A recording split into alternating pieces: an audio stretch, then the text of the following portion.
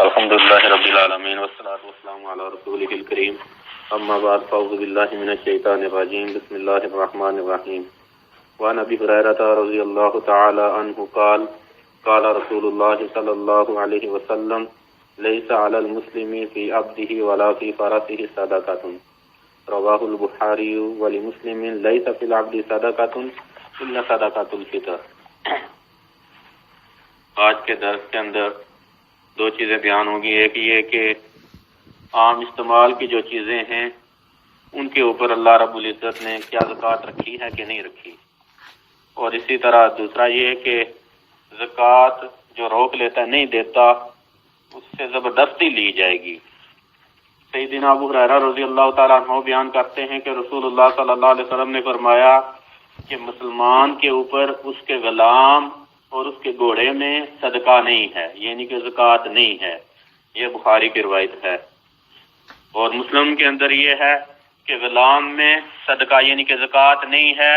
مگر یہ کہ صدقہ فطر ہے، یعنی کہ فطرانہ ہے، اس کی طرف سے فطرانہ دیا جائے گا۔ تو انسان کی جو عام استعمال کی چیزیں ہوتی ہیں ان کے اوپر زکوٰۃ اللہ رب العزت نے نہیں رکھی۔ زکوٰۃ جو ہے وہ تجارت کے مال کے اندر، اور اسی طرح جو آدمی فصل وغیرہ جو ہے وہ چیزیں آگے آ جائیں گی جن کے اوپر زکوٰۃ ہے، لیکن عام استعمال کی چیزیں، انسان کے استعمال کے کپڑے ہیں، گھر ہے، گاڑی ہے، ان کے اوپر اللہ رب العزت نے زکوٰۃ نہیں رکھی۔ جیسا کہ فرمایا کہ غلام جو خادم ہے، کسی نے خادم نوکر رکھا ہوا ہے تو اس کے اوپر اللہ رب العزت نے زکوٰۃ نہیں رکھی۔ اور اسی طرح گھوڑا جو ہے وہ اس نے سواری کے لیے رکھا ہے۔ آج کل کے جو ہے کسی نے اگر گاڑی رکھی ہے ذاتی استعمال کے لیے، چاہے وہ کتنی ہی قیمتی ہے، زیادہ سے زیادہ قیمتی ہے، اس کے اوپر زکوٰۃ نہیں ہے، اس کے اوپر اللہ رب العزت کی طرف سے زکوٰۃ نہیں ہے۔ اور اسی طرح گھوڑا جو ہے جہاد کے لیے بھی ہوتا ہے تو اس کے اوپر بھی زکوٰۃ نہیں ہے۔ یعنی کہ عام استعمال کی جو چیزیں ہیں ان کے اوپر زکوٰۃ نہیں ہے۔ ہاں، جو غلام ہے اس کے بارے میں وضاحت کر دی کہ غلام کے اوپر جو ہے زکوٰۃ نہیں ہے، یعنی کہ کسی نے غلام رکھا ہے، ایک سے زیادہ بھی غلام اپنے لیے رکھے ہوئے ہیں تو ان کے اوپر زکوٰۃ نہیں ہے، لیکن فطرانہ ان کی طرف سے دیا جائے گا، غلاموں کی طرف سے فطرانہ مالک دے گا۔ یعنی کہ فطرانہ جو دیا جاتا ہے رمضان کے اختتام پر، رمضان کے بعد، عید سے پہلے پہلے، یہ فطرانہ جو ہے مالک غلاموں کی طرف سے دے گا، لیکن غلاموں کی زکوٰۃ نہیں دے گا وہ۔ دوسری چیز جو بیان کی جائے گی وہ یہ تھی کہ زبردستی لی جائے گی جو زکوٰۃ نہیں دے گا۔ بخت بن حکیم وہ اپنے باپ سے اور وہ اپنے دادا سے بیان کرتے ہیں کہ رسول اللہ صلی اللہ علیہ وسلم نے فرمایا کہ ہر چرنے والے 40 اونٹوں میں، یعنی کہ ایسے 40 اونٹ جو چر کے پرورش پاتے ہیں، یعنی کہ ان کو ایک جگہ پر باندھ کے چارہ نہیں ڈالا جاتا بلکہ وہ باہر چرتے ہیں، ان کے اوپر زکوٰۃ ہے۔ فرمایا کہ ہر 40 چرنے والے اونٹوں میں بنت لبون ہے۔ یہ پیچھے ہم پڑھ کے آئے تھے کہ اونٹوں کی زکوٰۃ تعداد کے مطابق ہے، تو بنت لبون جو ہے وہ 36 سے 45 کے درمیان اگر اونٹ ہیں تو پھر انسان کے اوپر لازم آتا ہے، فرض ہے کہ وہ ان اونٹوں کی زکوٰۃ ایک بنت لبون، ایسا جانور جس نے 2 سال مکمل کر لیے، تیسرے سال میں داخل ہے، وہ دے۔ اور فرمایا کہ لا تفرق ابل عن حسابها، کہتے ہیں کہ جانوروں جو اونٹ ہیں ان کو حساب سے، شمار سے الگ الگ نہیں کیا جائے گا۔ یعنی کہ اگر کسی نے رکھے ہیں اونٹ، یہی لے لیں کہ 36 سے 45 کے درمیان 40 اونٹ ہیں کسی کے، تو وہ یہ نہیں ہے کہ 3-4 آدمی مل کے الگ الگ کر لیں کہ ہم سے زکوٰۃ جو ہے وہ کم بنے یا زیادہ مل جائیں کہ زکوٰۃ بنے ہی نہ۔ نہیں، جس نے رکھے ہوئے ہیں وہ زکوٰۃ کے وقت کی بھی اسی کے پاس رہیں گے، زکوٰۃ لی جائے گی، الگ نہیں کرے گا ان جانوروں کو۔ آگے فرمایا کہ من آتا متاجرا بها فله اجرها، کہتے ہیں کہ جس نے زکوٰۃ دی اجر کے لیے تو اس کو اس کا اجر ملا، یعنی کہ اس نے زکوٰۃ دی ہے اللہ سے ثواب پانے کے لیے، اجر کے لیے، حاکم سے ڈرتے ہوئے نہیں۔ اگر کسی نے حاکم سے ڈرتے ہوئے زکوٰۃ دی کہ نہیں دی تو حاکم جو ہے زبردستی لے گا تو اس کو پھر زکوٰۃ تو اس کی ادا ہو گئی لیکن اجر نہیں ہے اس کے لیے۔ فرمایا کہ جو اجر کے لیے زکوٰۃ دے گا اس کو اجر مل گیا زکوٰۃ دینے کا۔ اور فرمایا جو زکوٰۃ کو روک لے، زکوٰۃ نہ دے، زکوٰۃ کو روک لے، فرمایا نبی صلی اللہ علیہ وسلم نے فَإِنَّ آخِذُهَا وَشَطْرَ مَالِهِ، فرمایا کہ ہم اس سے زکوٰۃ بھی لیں گے اور مال کا نصف بھی لیں گے، جرمانہ، زکوٰۃ بھی ساتھ میں جرمانہ بھی۔ اور فرمایا کہ عظمۃ من عظمت ربنا، فرمایا کہ یہ ہمارے رب کی طرف سے ایسا فریضہ ہے جو لازمی فریضہ ہے، یعنی کہ عظمہ یہ ایسا فریضہ ہے جو اللہ رب العزت کے فرائض میں سے ایک فریضہ ہے۔ تو یہ ہے کہ زکوٰۃ جو نہیں دے گا اس سے فرمایا زکوٰۃ بھی لیں گے، جرمانہ بھی ساتھ لیں گے تعزیراً۔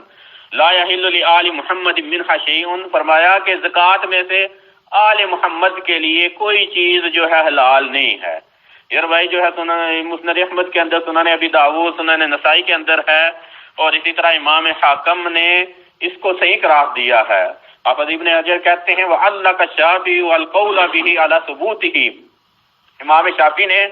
یہ قول کہ جو زکوٰۃ نہیں دیتا اس سے ساتھ میں جرمانہ لیا جائے گا، انہوں نے معلق کیا ہے یہ قول روایت کے صحیح ہونے پر، یعنی کہ اگر یہ روایت صحیح ہوئی تو انہوں نے کہا کہ یہ قول ہے کہ جرمانہ بھی ساتھ میں لیا جائے گا۔ تو جو زکوٰۃ نہیں دیتا اس کا دنیا کے اندر تو ایک اللہ رب العزت کی طرف سے قدرتی آفات آتی ہیں، جیسا کہ فرمایا کہ کیا سالی بارش کو روک لیا جاتا ہے، یہ دنیا میں ہے، لیکن شرع اس کا کیا ہے اس کے اوپر، تو شریعت کی طرف سے یہ ہے کہ اس سے حاکم وقت زبردستی زکوٰۃ لے گا، جو نہیں دیتا حاکم وقت اس سے زبردستی لے گا، اور جب زبردستی لے گا پھر زکوٰۃ صرف نہیں لے گا، ساتھ میں جرمانہ تاوان اس کو پڑے گا، فرمایا شطر مال، اس کا جو ہے نصف مال بھی لیا جائے گا بطور جرمانہ، بطور تعزیر۔ تو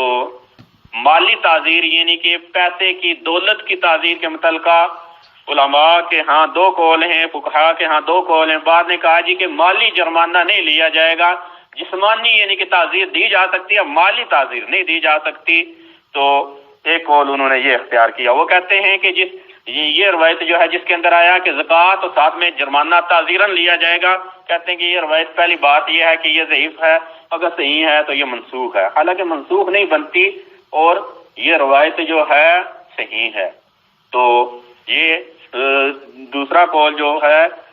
تعزیر کے اندر مالی جرمانہ بھی لیا جائے گا، مالی تعزیر بھی لگائی جا سکتی، یہ ہے چیز راجے۔ اور شیخ الاسلام ابن تیمیہ اور ابن القیم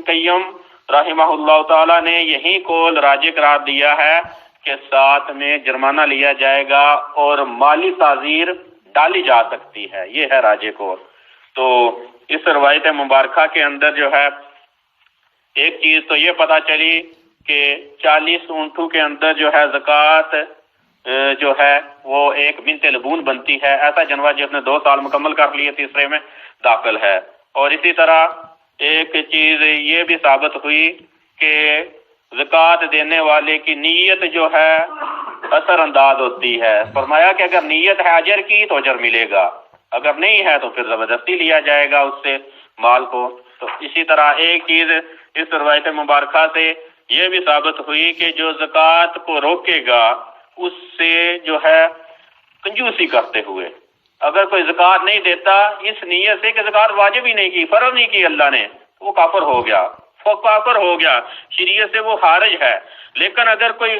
کنجوسی کی وجہ سے، سستی کی وجہ سے نہیں دیتا تو اس سے زبردستی لی جائے گی، زبردستی، اور ساتھ میں جو ہے روایت کے اندر جیسا کہ بیان ہوا کہ اس سے تعزیر کے اندر جو ہے مالی جرمانہ پڑے گا، اس کو زکوٰۃ بھی لی جائے گی، ساتھ میں آدھا مال بھی اس سے لیا جائے گا، مالی جرمانہ اسے پڑے گا حاکم کی طرف سے۔ اور ایک چیز اس روایت کے اندر اور بھی ہے یہ کہ آل محمد کے اوپر جو ہے زکوٰۃ ان کے لیے نہیں حلال، وہ زکوٰۃ نہیں لے سکتے۔ تو آل محمد سے اللہ کے نبی صلی اللہ علیہ وسلم کے جد اعلیٰ جو ہیں عبد مناف، ان کے 4 اولاد قبیلے تھے، ایک بنو ہاشم، بنو مطلب، بنو عبد شمس اور بنو نوفل۔ پہلے جو 2 ہیں بنو ہاشم، بنو مطلب جو ہیں،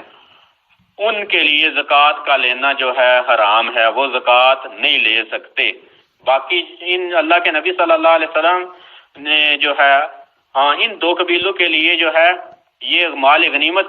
جائز ہے، یہ مال غنیمت دو قبیلے لے سکتے ہیں، یعنی کہ نبی صلی اللہ علیہ وسلم کے بنو ہاشم اور بنو مطلب جو ہیں یہ لے سکتے ہیں مال غنیمت۔ مال غنیمت وہ ہوتا ہے جو کافر کا مال ملتا ہے جہاد میں۔ تو اللہ رب العزت فرماتے ہیں وَاعْلَمُوا أَنَّمَا غَنِمْتُم مِّن شَيْءٍ فَأَنَّ لِلَّهِ خُمُسَهُ وَلِلرَّسُولِ وَلِذِي الْقُرْبَى، فرمایا کہ جان لو جو تم مال غنیمت حاصل کرتے ہو وہ اللہ کا ہے، پانچواں حصہ فرمایا اللہ اور اس کے رسول وَلِذِي الْقُرْبَى، اور یہاں مراد ہے کہ نبی کے قریبی رشتہ دار جو ہیں ان کا ہے، یعنی کہ مال غنیمت کے 5 حصے بنائے جائیں گے، 4 حصے مجاہدین میں جنہوں نے جہاد کے اندر شرکت کی ان کو دیے جائیں گے، اور وہ بھی کافی لمبی بحث ہے کہ جو پیدل چل کے جہاد کے اندر گیا اس کو 1 حصہ دیا جائے گا، اور جو سواری پر گیا اس کو جو ہے 3 حصے دیے جائیں گے، تو 1 اس کا اپنا اور 2 سواری کے گھوڑے کے، تو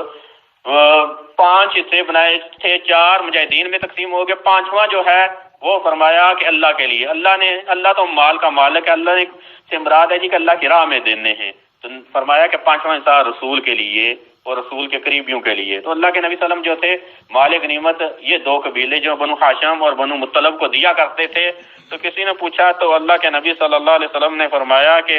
اصل میں یہ 2 قبیلے جو ہیں یہ اسلام لانے سے پہلے بھی انہوں نے دشمنی نہیں رکھی ہمارے ساتھ، تو جو دوسرے تھے بنو نوفل اور بنو عبد شمس، یہ دونوں فرمایا کہ یہ اسلام لانے سے پہلے بھی یہ دشمن رہے، تو ان کے لیے نہیں مال غنیمت دی اللہ کے نبی صلی اللہ علیہ وسلم نے۔ تو یہ اللہ کے نبی صلی اللہ علیہ وسلم کا خاندان جو ہے، آج تو ویسے ہاشمی بنے پھرتے ہیں لوگ جو ہیں لیکن دیتے پھر بھی زکوٰۃ ہیں، تو ہاشمی جو ہے نسلاً جو ہے صحیح اس کے اوپر جو ہے زکوٰۃ حرام ہے، زکوٰۃ وہ نہیں لے گا، نبی صلی اللہ علیہ وسلم کے خاندان آل کے لیے جو ہے زکوٰۃ لینا حرام ہے۔ تو یہ قریبی رشتہ دار مراد ہیں، اللہ کے نبی صلی اللہ علیہ وسلم کے اطاعت گزار مراد نہیں، بلکہ اللہ کے نبی صلی اللہ علیہ وسلم کے جو خاندان والے ہیں ان کے اوپر زکوٰۃ لینا حرام ہے۔ کیوں؟ اس لیے کہ ایک روایت مبارکہ کے اندر آتا ہے، صحیح مسلم کی روایت ہے، اللہ کے نبی صلی اللہ علیہ وسلم نے فرمایا کہ یہ جو مال زکوٰۃ ہے، فرمایا انما ہی اوساخ الناس، فرمایا کہ یہ لوگوں کی میل کچیل ہوتی ہے، یعنی کہ جس طرح کپڑے کو دھویا جاتا ہے پانی کے ساتھ تو وہ میل کچیل نکلتے، تو فرمایا کہ زکوٰۃ جو ہے میل کچیل ہوتی ہے، تو یہ میرے خاندان کے لیے یہ حلال نہیں ہے، تو یہ اس لیے فرمایا اللہ کے نبی صلی اللہ علیہ وسلم نے۔ تو باقی اس حدیث کے اندر یہ تھا کہ جو نہیں زکوٰۃ دیتا اسے زبردستی لی جائے گی، ساتھ میں تعزیر بھی ہوگی، لیکن آخرت کے اندر جو نہیں دیتا اس کے لیے سخت عذاب ہے۔ بخاری کی روایت مبارکہ ہے، اللہ کے نبی صلی اللہ علیہ وسلم نے فرمایا کہ ایک گنجا سانپ روز قیامت اس کے گلے میں توق بنا کے پہنا دیا جائے گا، اور وہ سانپ، گنجا سانپ اس لیے کہا کہ وہ اس کے اندر زہر زیادہ ہوتا ہے، فرمایا کہ وہ سانپ جو ہے اس کے دونوں جبڑوں کو اس طرح پھاڑے گا، چیرے گا، جو زکوٰۃ نہیں دیتا، سانپ گلے میں ہوگا وہ اس کے جبڑوں کو، جو زکوٰۃ نہیں دیتا اس کے جبڑوں کو پھاڑے گا، چیرے گا۔ تو یہ اللہ کا حق ہے، یہ دینا چاہیے، اس سے جو سستی برتتا ہے، سستی کا شکار ہے اس کے لیے سخت سزا ہے۔ حاکم اگر صحیح شرعی حاکم کوئی ہے تو اس سے زبردستی لے گا۔ استغفر اللہ لی ولکم ولسائر المسلمین والمسلمات، وآخر دعوانا ان الحمد للہ رب العالمین۔